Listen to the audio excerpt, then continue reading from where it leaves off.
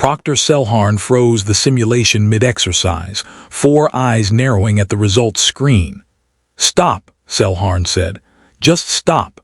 Step away from the console, recruit Anand." Priya Anand blinked, hands still hovering over the interface. "I finished it, though." "You finished it in 4 minutes and 12 seconds, Selharn said. "The average completion time for this exercise is 31 minutes. Nobody finishes it in 4. Is the answer wrong?" "No," Selharn said, staring at the screen like it had personally offended her. "The answer is correct. That is the problem." The Coalition Engineering Corps exam wasn't just a test of knowledge. It was, per Chief Engineer Tavarensk's design philosophy, a test of method. Every simulation exercise had exactly one approved procedural path, drilled into candidates across a full academic term specifically, so that field engineers across 42 species could communicate about repairs using a shared, predictable framework. Deviating from procedure wasn't just discouraged. In Tavarensk's exam structure, it was grounds for automatic disqualification, regardless of outcome. "The procedure exists," Tavarensk explained to the review panel called in after Selharn's report, "because a field engineer under pressure needs to trust that any colleague of any species is solving the problem the same documented way.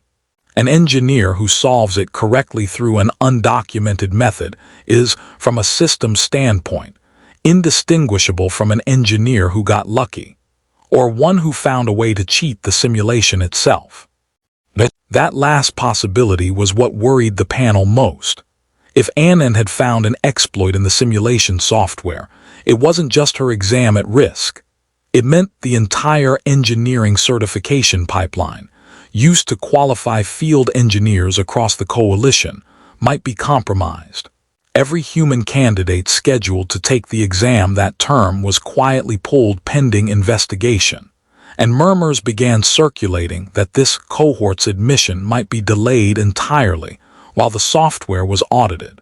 Anand, unaware of any of this, was simply sitting in a waiting room being told her exam results were under review for having gotten every answer right. The software audit took 4 days and found exactly nothing wrong with the simulation. No exploit, no unauthorized access, no corrupted scoring logic. Anand's 4-minute completion time was achieved entirely within the bounds of the system as designed, which left Selharn with a much stranger problem: figuring out what Anand had actually done. She requested a supervised reattempt, cameras and full telemetry running, and watched, this time paying attention to method instead of just the clock. Anand didn't follow the approved 17-step diagnostic sequence at all.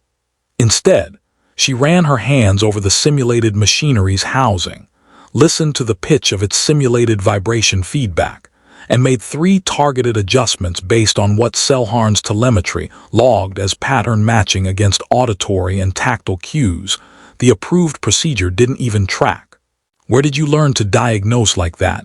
Selharn asked afterward, still parsing the footage. "Salvage work," Anand said. "Before I tested into the program, half the equipment we fixed didn't come with manuals, so you learn to just listen to what's actually wrong instead of running through a checklist built for equipment you don't have." Selharn pulled Anand's intake file. Years of informal repair work on scavenged, mismatched, undocumented machinery. A background that had trained an entirely different diagnostic instinct than the core standardized curriculum assumed candidates would arrive with. "You're not exploiting the simulation," Selharn said slowly. "You're running a completely different and apparently valid diagnostic method that the exam was never built to measure, because it never occurred to anyone that a candidate would arrive already knowing it." Tavarensk was not persuaded. At the formal review hearing, he remained firm. A method outside the documented procedure cannot be certified, regardless of accuracy. If we validate an unapproved diagnostic path, we undermine the entire premise of standardized field communication. "Then let's test the premise," Selharn said, "not recruit Anand's answer. The assumption underneath your objection. that an undocumented method can't be reliably communicated or taught to others. She turned to Anand. Can you explain what you did in a way another candidate could learn and repeat? Anand thought about it for a moment. Yeah, actually, I can probably teach it in about 10 minutes. The panel, skeptical, agreed to a live demonstration. Anand spent 10 minutes walking a Threll candidate, someone who'd never done salvage work in his life, through listening for irregular vibration patterns and reading stress fractures by touch instead of running the full 17-step scan. The Threll candidate completed the same exercise in 6 minutes. Not 4, but nowhere near the 31-minute average either, and using a documented, teachable version of Anand's method that Selharn had recorded step by step during the demonstration. It's not luck, Selharn told Tavarensk. It's not an exploit. It's a second valid procedure, one that happens to be faster for a specific category of undocumented equipment, and it just became teachable in real time in this room to someone with zero prior exposure to it. Tavarensk studied the footage in silence for a long moment. Then it seems, he finally said, the procedure has a gap, not the candidate. Within the month, the core exam curriculum added what was internally, if unofficially, being called the Anand method, as a second certified diagnostic path, specifically for scenarios involving undocumented or non-standard equipment, alongside the original 17-step procedure. Chief Engineer Tavarensk, to his credit, personally sponsored the curriculum update, framing it not as a concession, but as exactly the kind of gap-finding the exam was supposed to reward in the first place, even if it had taken his own exam nearly disqualifying someone to notice it.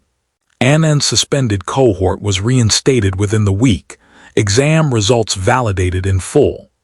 Selharn requested to sit in on Anand's follow-up sessions, partly out of professional interest and partly, she admitted, because she wanted to learn to listen to a machine the way Anand did. You realize, Selharn said, during one of those sessions, you nearly got an entire cohort's admission delayed because you solved a problem too well. In my defense, Anand said, nobody told me there was a wrong way to be right. There wasn't, Selharn said. There just wasn't a category for it yet. Word of the Anand method spread quickly through the incoming candidate pool, not as a shortcut, but as a reminder that Anand herself kept repeating whenever newer recruits asked how she'd figured it out in the first place. The manual's not wrong, she'd tell them. It's just not the only thing that's ever right. Ever right.